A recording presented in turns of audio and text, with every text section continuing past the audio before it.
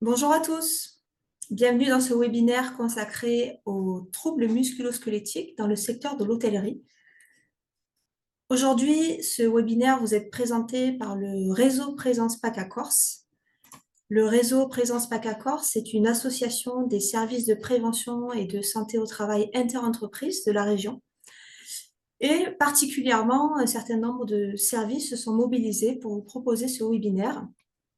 Alors, notre région bénéficie d'une certaine attractivité touristique et l'offre en service hôtelier ne manque pas. C'est pour ça que nous avons souhaité nous intéresser à ce secteur d'activité pour vous proposer un webinaire assez concret en matière de prévention des risques professionnels.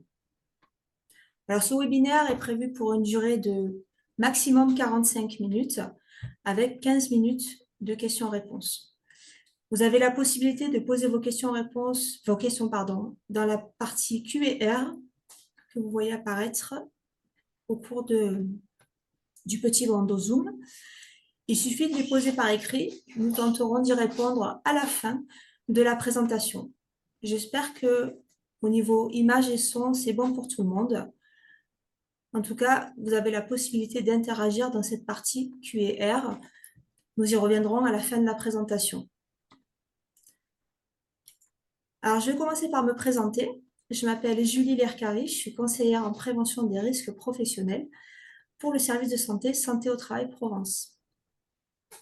Bonjour tout le monde, je m'appelle Anne Vianney, je suis conseillère en prévention en santé au travail à l'IST 84, c'est dans le Vaucluse à Avignon, et je fais essentiellement des fiches d'entreprise.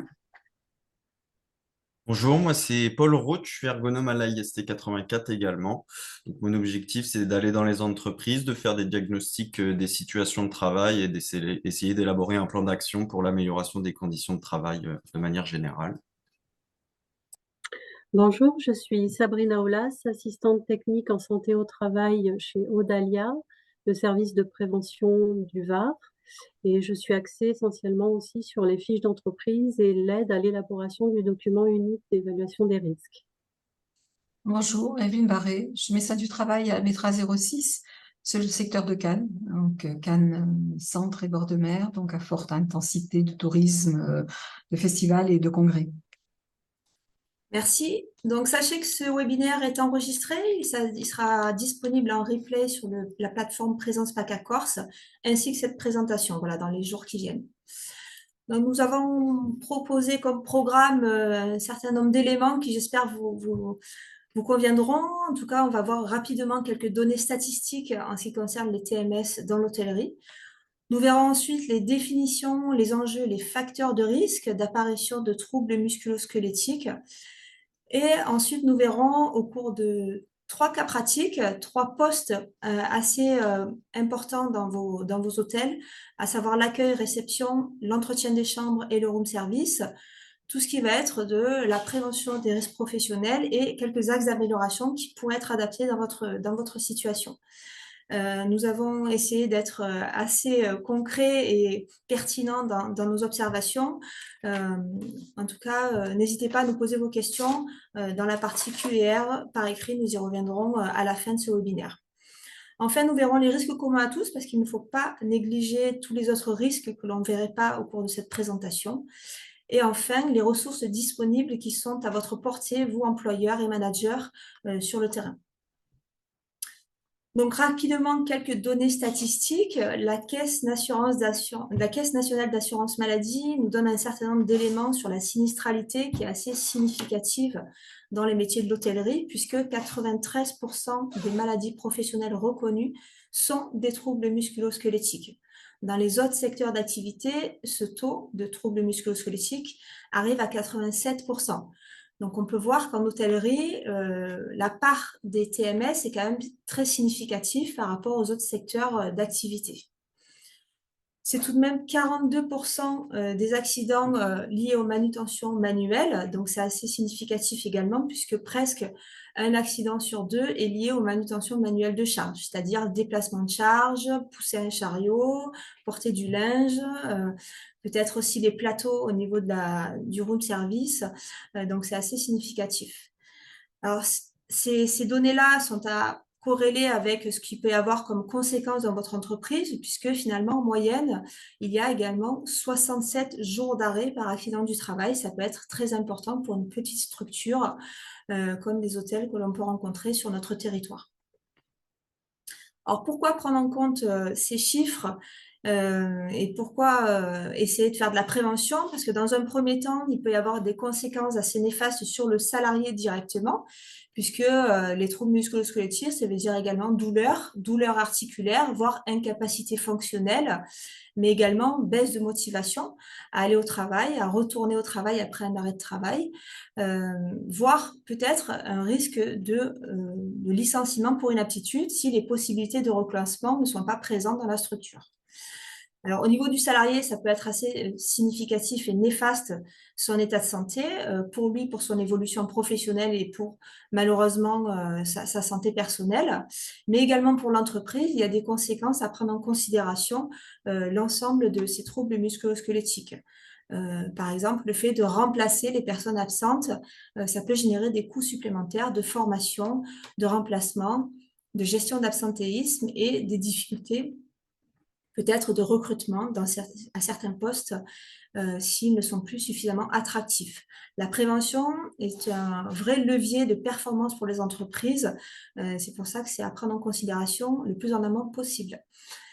Voilà, je vais laisser la parole à mes collègues pour la suite de la présentation. On se retrouve à la fin. Merci. Donc, on va définir ce que sont les troubles musculo-squelettiques en premier lieu et quels sont les facteurs de risque potentiels en fait qui vont résulter en fait et générer des troubles musculo-squelettiques éventuels. Donc, par définition, tout d'abord, les troubles musculo-squelettiques des membres inférieurs ou supérieurs sont des troubles de l'appareil locomoteur pour lesquels l'activité professionnelle peut jouer un rôle dans la genèse, le maintien ou l'aggravation. Les troubles musculo-squelettiques, ils affectent principalement du coup toutes les structures articulaires, muscles, tendons et les nerfs et les tissus mous généralement. Donc ça, c'est la définition donnée par l'INRS. Et donc généralement, les troubles musculo-squelettiques ils vont résulter en fait d'un déséquilibre entre les capacités du corps d'un individu et les contraintes auxquelles il peut être exposé. Donc ça va être son environnement de travail, ça va être tout ce qu'on lui demande à effectuer. Et donc, les conditions de travail, de manière générale, sont la première cause des troubles musculo-squelettiques parce qu'il faut agir en amont, comme disait Julie, et faire de la prévention primaire. Donc, comment on va analyser les facteurs de risque d'apparition de troubles musculo-squelettiques? On va décortiquer en 5 familles, en fait, nous, ce qu'on va analyser pour faire de la prévention, et essayer d'agir sur chacun de ces leviers-là, en tout cas supprimer les facteurs de risque existants pour améliorer les conditions de travail. Donc à gauche, on va retrouver les facteurs individuels. Quand on analyse une situation de travail, ça va forcément concerner un individu, donc il aura des spécificités individuelles, c'est-à-dire une ancienneté plus ou moins longue qui peut témoigner aussi d'une capacité de compétence particulière. Il va avoir un âge, donc qui peut être, ça peut arriver à un certain âge avec le vieillissement, ça peut être des contraintes supplémentaires. Il peut y avoir des antécédents de TMS, des pathologies, il va y avoir des différences de taille ou de poids qui vont impacter directement les situations de travail. Donc, ça peut générer, c'est une partie des risques en tout cas. On ne va pas trop les détailler parce que ça dépend de chaque situation de travail, enfin de chaque individu. On va plus à chaque fois essayer de décortiquer chaque facteur, chaque famille de facteurs pour proposer des pistes de solutions en fonction des métiers qu'on vous a présentés et qu'on vous présentera tout à l'heure. Il y a les facteurs biomécaniques, il y a les facteurs biomécaniques, du coup, ça va être tout ce qui va être les gestes, les fréquences, les amplitudes articulaires, tout ce qui va être la répétitivité, donc le corps dans l'espace. Il va y avoir les facteurs environnementaux à prendre en considération également, donc tout ce qui va être l'exposition aux ambiances thermiques variables, l'humidité. L'été, il fait plus chaud, dans les hôtels, ça peut varier, est-ce qu'il y a des climatisations, les ambiances sonores et les ambiances lumineuses qui sont à prendre en compte pour les conditions de travail et les expositions aux troubles musculo-squelettiques.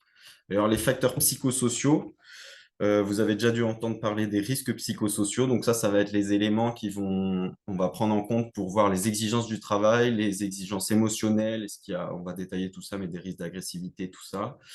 Est-ce qu'il y a suffisamment de marge de manœuvre? En gros, c'est ce qui caractérise l'organisation du travail et en fonction de si c'est bien effectué ou non, ça peut faire apparaître des troubles psychosociaux et dans ce cas-là, qui deviendraient néfastes, on va dire, pour la personne. Et enfin, il y a les facteurs mécaniques. Donc, ça va être tout ce qui est vibration, choc ou pression mécanique qui peuvent être effectués sur les opérateurs.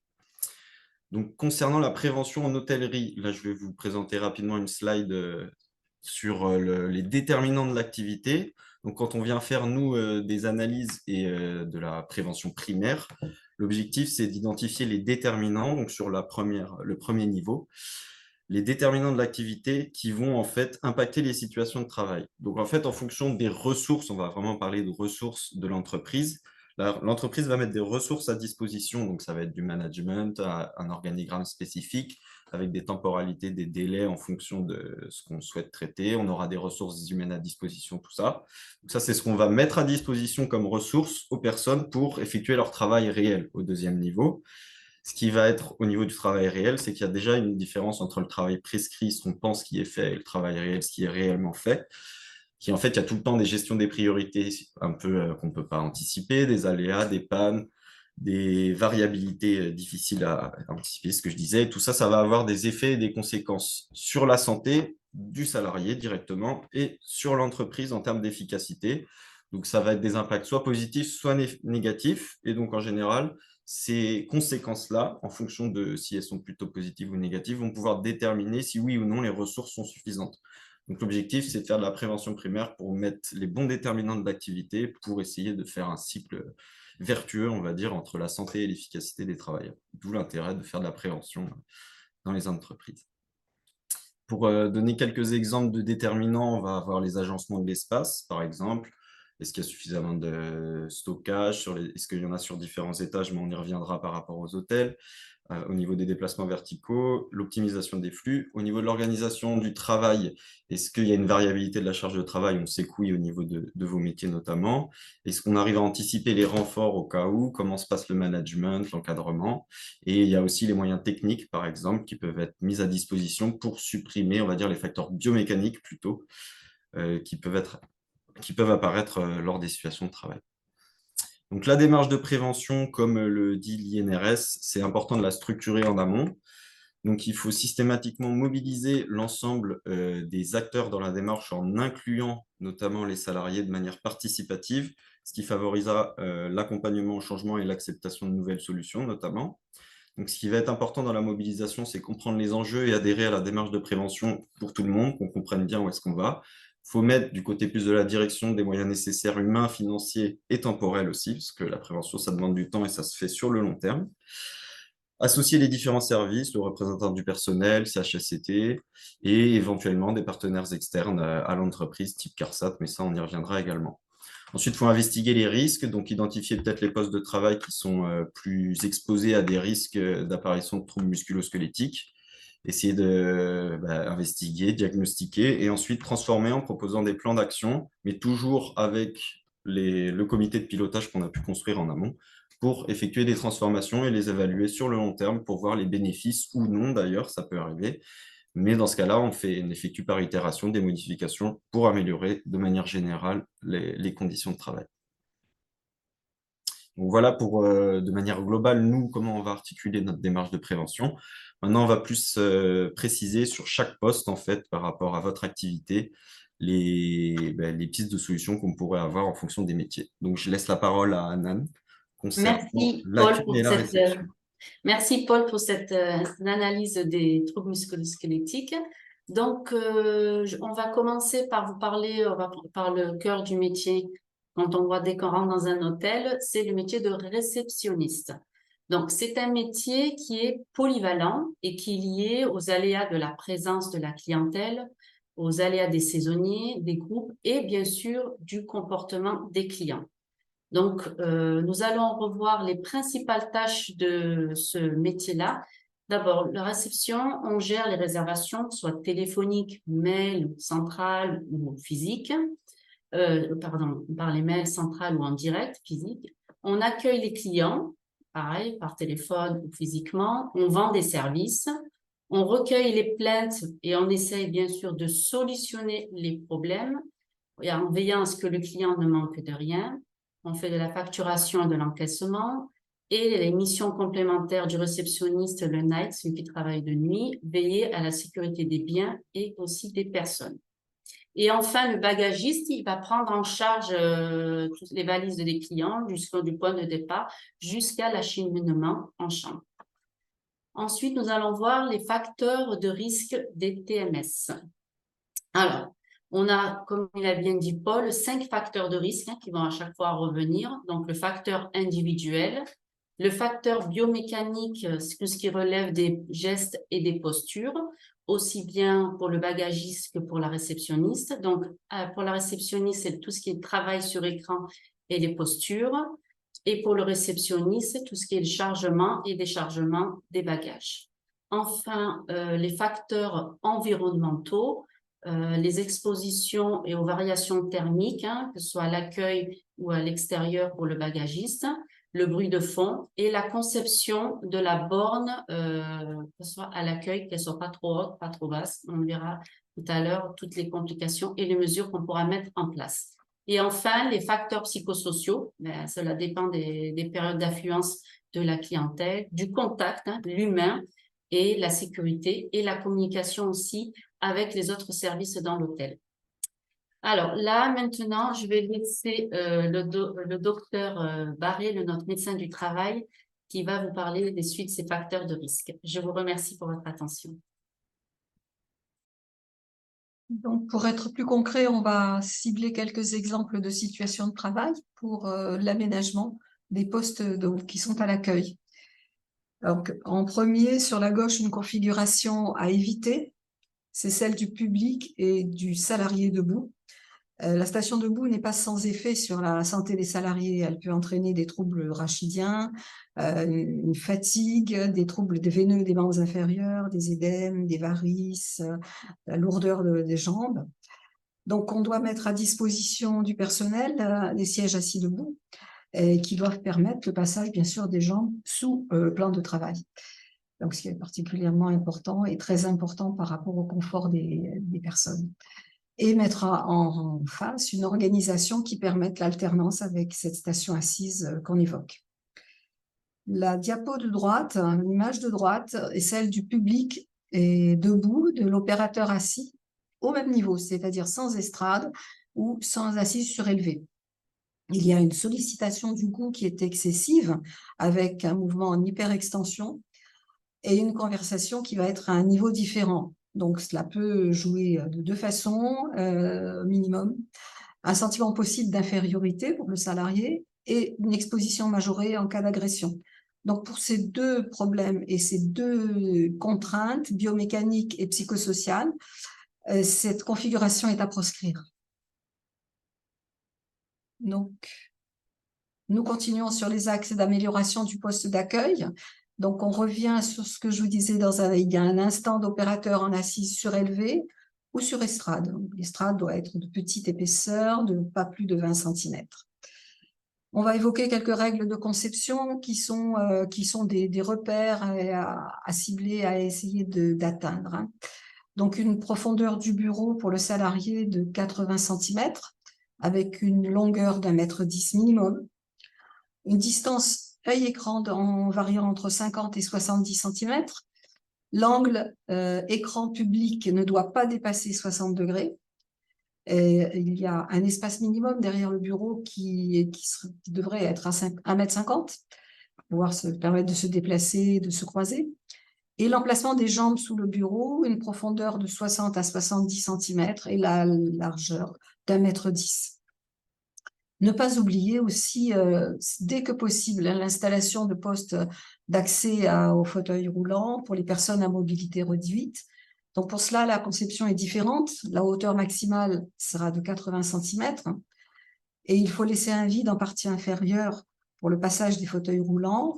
Donc au moins 30 cm de profondeur, 60 de large et 70 de long pour le passage des pieds et des genoux d'une personne en fauteuil roulant. Et je vais passer la parole à Anan pour la suite des axes d'amélioration. Je te remercie, docteur Barré. Alors, pour compléter, donc, il faut être vigilant et choisir des équipements légers et maniables. Privilégier aussi des formes arrondies. Souvent, on ne voit pas des formes arrondies pour éviter les heurts. Une conception aussi des matériaux qui limitent les postures contraignantes avec des outils adaptés et conviviaux, des casques dans la mesure du possible et un système de communication entre les services, des logiciels ou des systèmes téléphoniques. Puis, disposer des sièges assis debout, comme on l'a vu dans la slide précédente, ou des sièges adaptés à la hauteur de la banque d'accueil pour éviter des troubles musculo-squelettiques et des postures qui ne sont pas adaptées, contraignantes. Et pourquoi pas conseiller des tapis anti-fatigue en cas de station debout prolongée, ça peut être un bon levier. Et enfin, s'il y a des soucis, des problèmes au niveau de l'accueil ou avec une clientèle, il faut toujours remonter les problèmes la problématique à sa hiérarchie et analyser et prendre du recul sur les aléas, les pannes, les incivilités et bien sûr aussi pouvoir soustraire la personne en cas de souci, hein, en cas d'agression éventuelle, prévoir un back-office afin de limiter le risque, les risques psychosociaux et les risques avec la clientèle et l'entourage. Voilà. Et pour le bagagiste, pour les axes d'amélioration pour le bagagiste, il faut lui prévoir une zone de stationnement, de chargement et de déchargement des bagages pour pour éviter l'encombrement au passage et pour éviter, pour bien fluidifier le passage des véhicules et des piétons. Favoriser l'alternance des tâches en voulant s'aider aussi en période estivale avec les intérimaires, hein, travailler en binôme, n'hésitez pas à les solliciter. Disposer aussi des vêtements adaptés à l'ambiance thermique, que ce soit à l'accueil ou pour le bagagiste. Prévoir aussi des aides à la manutention des chariots en bon état. Pensez à vérifier l'état des roulettes, voire aussi des aides à la manutention motorisées. Ça peut très bien aider, éviter les charges de manutention manuelle et le tirer et pousser. Et pouvoir aussi obtenir, donc je l'ai dit, l'aide des intérimaires. Et enfin, faire appel aussi à un agent de sécurité, disposer d'une vidéosurveillance et en cas, pour pouvoir soustraire le ou la personne ou la salariée en cas d'agression éventuelle. Comme je le dis, avant toute chose aussi, pensez à établir un cahier des charges lors d'achat, avant tout achat de matériel, si possible avec les salariés, et privilégier de tester ces matériels, ces outils avant les achats. Voilà. Là, maintenant, je vais laisser passer la parole à Sabrina pour la suite, pour l'entretien des chambres. Je vous remercie pour votre attention. Merci Anan. Donc moi, je vais vous parler de l'entretien des chambres et donc du poste de femme de chambre et valet de chambre qui est principalement sollicité au niveau musculo-squelettique. Alors, on va parler des tâches. Donc déjà, là, on a la préparation du matériel à l'arrivée avec le réapprovisionnement du chariot en produits d'entretien et en matériel, ramener l'aspirateur aussi dans les couloirs. Ensuite, le nettoyage des chambres, donc qui va passer par enlever le linge et vider les poubelles, nettoyer les salles de bain, le dépoussiérage, l'aspiration, le nettoyage du sol, du mobilier. Il faudra ensuite refaire les lits, approvisionner en accessoires et informer la direction si une anomalie a été constatée. Donc ensuite, on ramène son matériel et on le range. Il y a aussi le nettoyage des parties communes et éventuellement répondre aux demandes des clients dans les chambres et les parties communes. Donc ensuite, je lis, alors nous avons les principaux facteurs de risque de TMS pour ce poste-là. Donc, ce sont ceux qui vont être les facteurs biomécaniques principalement, par la station debout, le piétinement et les déplacements importants, les rotations avec ou sans inclinaison latérale du rachis et les flexions du tronc, les positions accroupies, les gestes répétitifs et beaucoup de sollicitations du dos. Ensuite, on a les facteurs mécaniques par le déplacement des chariots. Et enfin, les facteurs psychosociaux concernant l'organisation du travail. C'est vrai que c'est un secteur qui est généralement très saisonnier avec des coups de feu selon les jours et les heures. Alors, concernant les axes d'amélioration, on peut y réfléchir dès la conception. Donc, ça va passer par une nature des matériaux et des revêtements de sol, des murs qui sont facilement nettoyables, les murs des chambres, des salles de bain, au poids et au volume des meubles, à leur hauteur et à leur accessibilité. On peut évaluer aussi la nécessité de les garder ou de les supprimer. Ça évite de la manutention pour le déplacement. On peut limiter les hauteurs des étagères et des placards. On peut évaluer l'accessibilité et limiter les espaces réduits, parce que les espaces réduits, et s'ils sont encombrés, en fait, ça augmente le risque de chute aussi. On peut installer du mobilier adapté, de type douche à l'italienne, parois mobiles, facilement déplaçables. On peut prévoir une aspiration centralisée, des ascenseurs et des monte-charges à privilégier, et des choix d'objets lisses ou aux formes arrondies et sans angle qui permet d'éviter les heurts, en fait. Alors ensuite, concernant le choix du matériel et de nettoyage, on peut tester des dispositifs innovants. Donc, ça va être des lève-lits électriques ou des lits à niveau variable, des systèmes pour faciliter le houssage et le déhoussage des couettes. On va favoriser le mobilier sans lien au sol ou avec des pieds hauts qui permettra de nettoyer plus facilement. Des chariots d'étage motorisés ou adaptés au sol et aux locaux avec des éléments détachables. Du revêtement facilement nettoyable.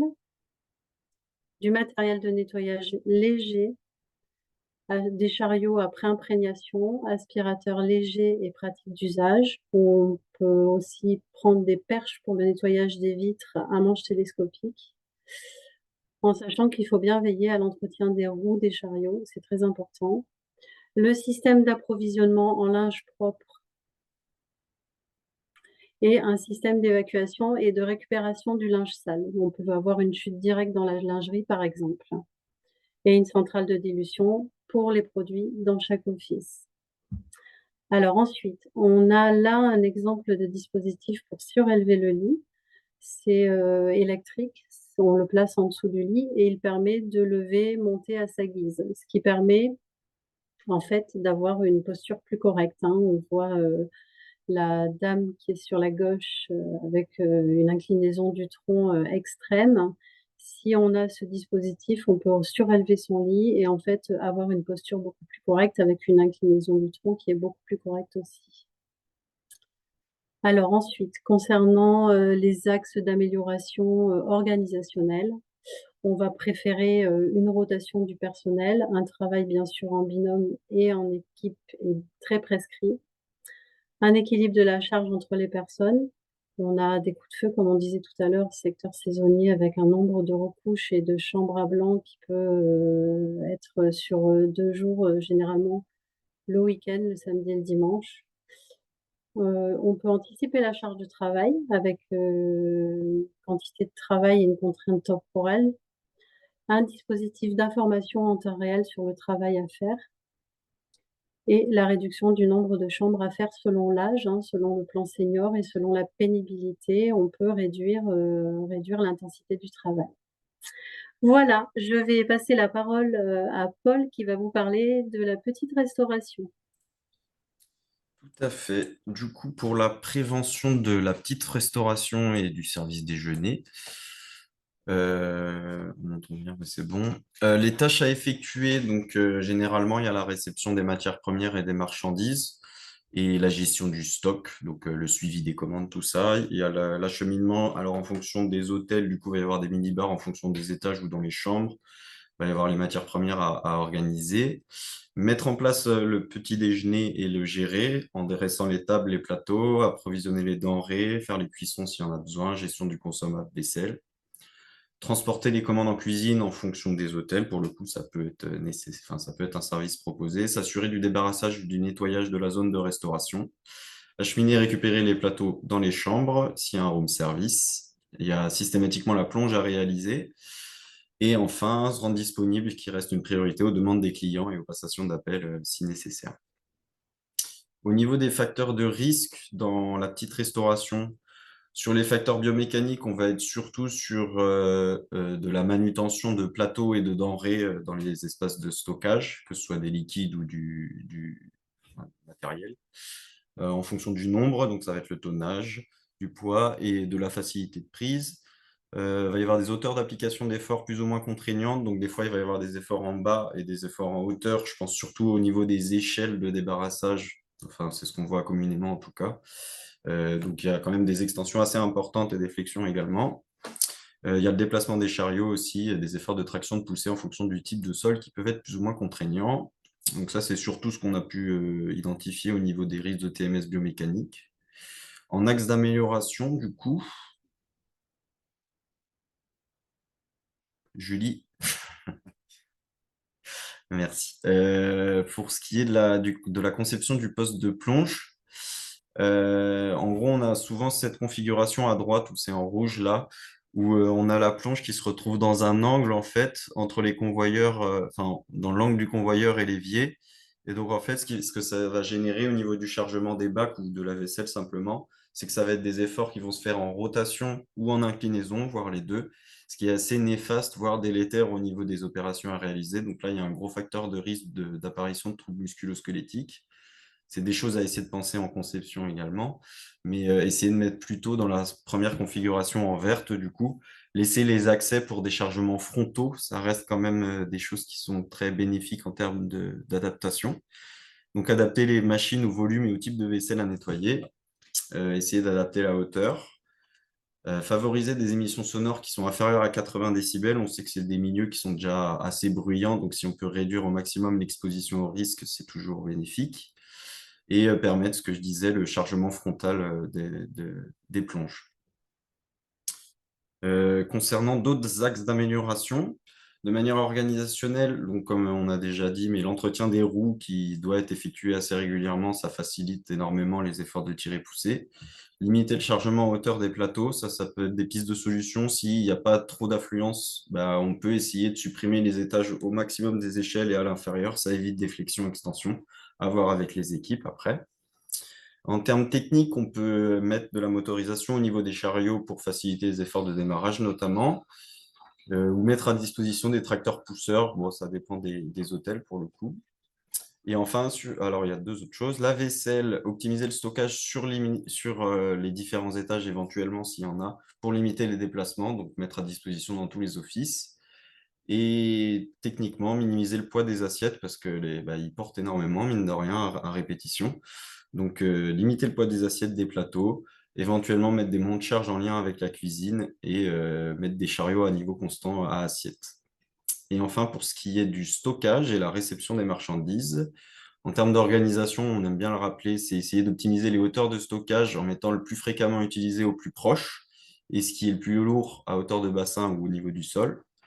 D'un point de vue technique, il y a des aides à la manutention maintenant qui existent pour le levage des produits et le chargement dans les étagères. Donc, on a souvent tendance à entendre que ça allonge, enfin, on perd du temps à les utiliser, notamment les salariés qui nous disent ça. Mais en fait, si on participe vraiment à une démarche en intégrant tout le monde, ça peut être favorable justement et ils peuvent comprendre l'utilisation, sachant que c'est peut-être pas, enfin, comment dire, on va peut-être pas le faire plus rapidement, mais en tout cas, on se préserve sur le long terme, ce qui reste de la prévention. Et enfin, effectuer les réceptions à plusieurs dans l'organisation et humain pour préférer la redondance et éviter la redondance et préférer les rotations. Pardon. Voilà concernant le métier de la restauration en hôtel. Et donc, je laisse la parole à Evelyne pour les autres risques qu'on peut voir dans le secteur.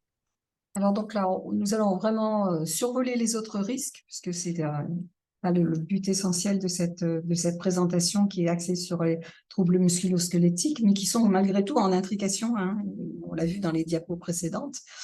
Donc on peut vous citer bien sûr le risque infectieux avec la manipulation de draps souillés, l'entretien des salles de bain, la vaisselle à desservir ou à entretenir, mais aussi le risque chimique avec l'utilisation de produits de nettoyage et d'entretien, le risque de perturbation des rythmes biologiques dans le travail de nuit et dans les travails en équipe alternante, le risque lié au déplacement, les chutes et les risques psychosociaux, et on sait leur lien avec les troubles musculo-squelettiques. Donc, dans la diapo suivante, les axes d'amélioration en commun. Tout d'abord, il faut insister sur l'importance de l'organisation, hein, qui doit être la plus favorable possible, l'esprit de concertation, et donc, bien sûr, favoriser communication, entraide entre les services, et faire appel à des salariés temporaires en cas de flux non prévu. C'est très classiquement la solution.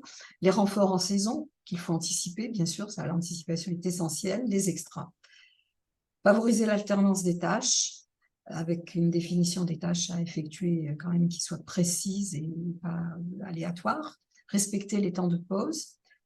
Bref, focus sur les tenues de travail, donc selon certains postes et certaines atmosphères de travail, pantalon, blouse et des chaussures que l'on va conseiller fermées, sans talon ou avec un très petit talon, et surtout une semelle antidérapante.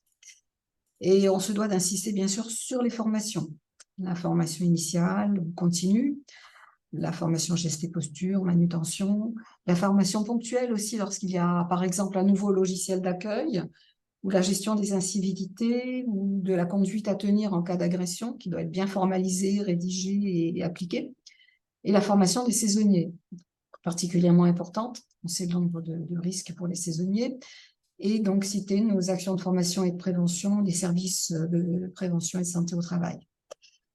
Donc, important, particulièrement important de réfléchir dès la conception à l'implantation des locaux. On vous a cité les éléments suivants, mais bon, je les rappelle brièvement. Les matériels et mobiliers adaptés, donc ça peut être des douches à l'italienne, des parois mobiles, un mobilier facilement déplaçable, du mobilier en hauteur qui permette l'entretien plus facilement, une aspiration centralisée, l'utilisation de l'ascenseur ou un ascenseur en commun éventuellement utilisable par le personnel ou un ascenseur du personnel, des monte-charges et des monte-plats. Je passe la parole à Julie Lercari. Merci beaucoup. Donc, pour terminer et pour conclure ce webinaire, sachez qu'il y a un certain nombre de ressources qui sont à la disposition des employeurs et des entreprises pour justement prévenir les risques professionnels. Dans un premier temps, vos services de prévention et de santé au travail, bien évidemment, accompagnent les employeurs pour tout un tas de missions, notamment de conseils, d'aménagement de poste, d'évaluation des risques et également de sensibilisation des salariés en prévention des risques. Désormais, la principale mission justement des services de prévention et de santé au travail interentreprises est justement d'intervenir pour la prévention des risques professionnels. La deuxième mission, vous le savez bien évidemment, c'est le suivi de l'état de santé des salariés. Et la troisième mission principale, c'est tout ce qui est prévention de la désinsertion professionnelle pour des salariés qui se trouveraient dans des situations de santé en difficulté face à un handicap, par exemple. Et beaucoup de cellules maintien dans l'emploi se développent justement dans les services de prévention interentreprises pour justement accompagner les salariés dans des aménagements de poste et également les employeurs pour les dispositifs adaptés au retour à l'emploi des salariés et à l'accompagnement du handicap. Alors, il y a également la CARSAT Sud-Est qui accompagne dans certaines mesures et dans certaines conditions les entreprises pour notamment un accompagnement et une aide financière pour justement l'acquisition de matériel qui pourrait être adapté, qui pourrait prévenir les risques professionnels. Par exemple, le dispositif TMS Pro Action, si vous connaissez, ou vous pouvez demander à votre correspondant CARSAT des précisions. Et enfin, nous avons également le CAP Emploi dans le cadre de reconnaissance en qualité de travailleur handicapé de certains salariés qui accompagnent les employeurs et les salariés pour des aménagements de poste, des formations éventuelles et justement l'acquisition également d'aménagements de poste techniques pour les salariés en difficulté. Donc, comme je vous le disais en début de webinaire, ce webinaire sera disponible en replay et cette présentation sur le site Présence PACA Corse dans les jours qui viennent. Nous sommes disponibles pour répondre à vos questions. Si vous voyez le petit Q&R, le petit encart pour poser vos questions par écrit, nous allons essayer d'y répondre dans les minutes qui suivent. Nous avons eu une remarque et je vous remercie pour cette remarque sur l'intérêt des nettoyeurs vapeur pour justement le nettoyage des chambres. Alors, je vous remercie pour cette remarque. C'est effectivement un dispositif qui pourrait s'adapter à un certain nombre d'établissements ou de postes. Néanmoins, il faudrait également voir la corrélation avec les autres risques de la société et voir s'ils peuvent effectivement s'adapter convenablement au poste et à l'établissement en question. Aucune solution n'est faite pour tous les établissements et pour tous les postes. C'est d'où l'intérêt d'agir en prévention et de façon durable pour justement trouver des solutions pérennes pour les salariés, d'où notre accompagnement sur le long terme, justement dans des démarches de prévention plus globales. Alors, je vous remercie pour cette remarque qui fait également écho à la prévention du risque chimique, où justement, dans le cas du nettoyeur vapeur, effectivement, on a moins de produits et du coup, on préserve également la santé des salariés à ce niveau-là. Merci.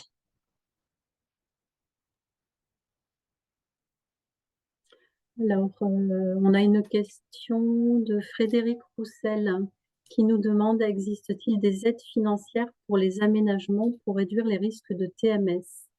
Alors, effectivement, il y a une aide financière de la CARSAT, Julie. Selon Oui. certaines dispositions et selon des critères d'entreprise et de risque, il y a effectivement des aides possibles, notamment dans le cas du dispositif TMS Pro. Mais ça, je vous propose de voir directement avec votre correspondant CARSAT qui pourra vous en dire davantage sur les critères à remplir pour justement pouvoir en bénéficier.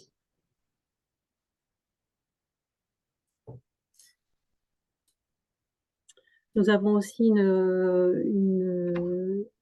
Sébastien Médard qui nous informe que les tutos Prève sont maintenant interactifs sur le site de la CARSAT également. Tout à fait. Alors, ça fait écho aussi à une autre remarque que nous avons eue sur les solutions logicielles pour le pilotage et le suivi de prévention. Alors, il y a énormément de solutions digitales qui existent sur le marché aujourd'hui pour les suivis de prévention. Et après, il suffirait de comparer un petit peu en fonction de vos besoins, bien évidemment, ce qui pourrait correspondre davantage à votre structure et à vos attentes. C'est difficile de se prononcer sur cette question puisque chaque structure est un petit peu différente, notamment en termes de personnel, de postes de risque professionnel. Et ça serait difficile de se prononcer par rapport à ça. Après, il existe des salons de prévention, notamment comme Préventica, il y a eu la semaine dernière à Toulouse, qui justement permet de regrouper et de faire un comparatif de ces solutions digitales qui existent.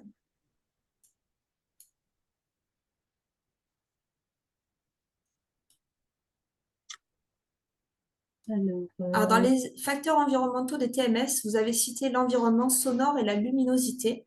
Quels sont les effets de ces facteurs sur les TMS exactement? Est-ce que quelqu'un veut répondre à cette question? Alors, moi, je dirais que concernant la luminosité, si on a un environnement de travail qui est bien éclairé, on se déplacera mieux. Oui, effectivement. Si on a un environnement lumineux qui n'est pas adapté, on peut avoir également des postures inconfortables pour justement essayer de s'adapter à un environnement lumineux qui est pas favorable pour la tâche à réaliser. L'environnement sonore, s'il est défavorable également, il peut nécessairement impliquer une fatigue particulière et qui dit fatigue dit également un manque de souplesse et justement une fatigue générale au niveau du corps. Voilà, on a Johanna qui dit aussi, ça joue sur la fatigue et donc sur la vigilance. Tout à fait. Merci. N'hésitez pas.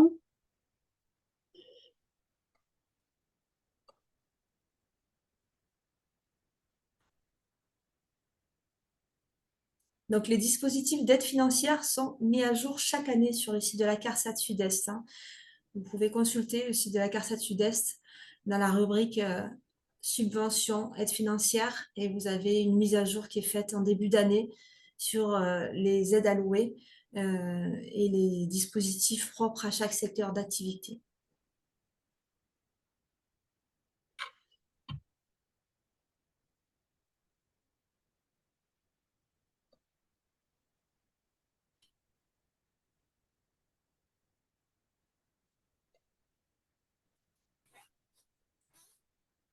On a une remarque également qui nous dit environnement sonore implique du stress chronique et donc pathologie inflammatoire.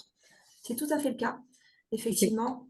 Et ce facteur d'ambiance est finalement, on peut le retrouver dans d'autres secteurs d'activité, hein, mais également en hôtellerie, où là également on a besoin d'une vigilance particulière, que ce soit par rapport à l'accueil du public et pour répondre éventuellement aux besoins des clients.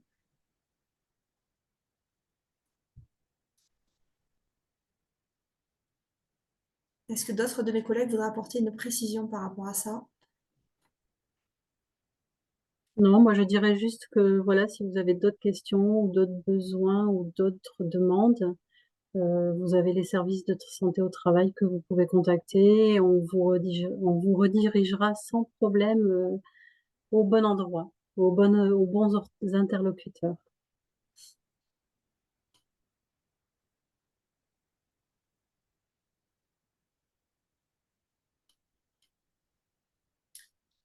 Très bien, j'ai l'impression qu'il y a un peu moins de questions et de remarques. En tout cas, nous avons eu plaisir à partager avec vous ces quelques instants sur la prévention des troubles musculo-squelettiques dans le secteur de l'hôtellerie. Donc, comme je vous le disais au départ, vous retrouverez cette présentation et ce webinaire dans quelques jours sur le site du réseau Présence PACA Corse. Et je vous souhaite une très bonne journée. À bientôt. Très bonne journée, merci de votre participation. Bonne Merci. journée, merci Merci à beaucoup. vous. Merci, au revoir. Au revoir.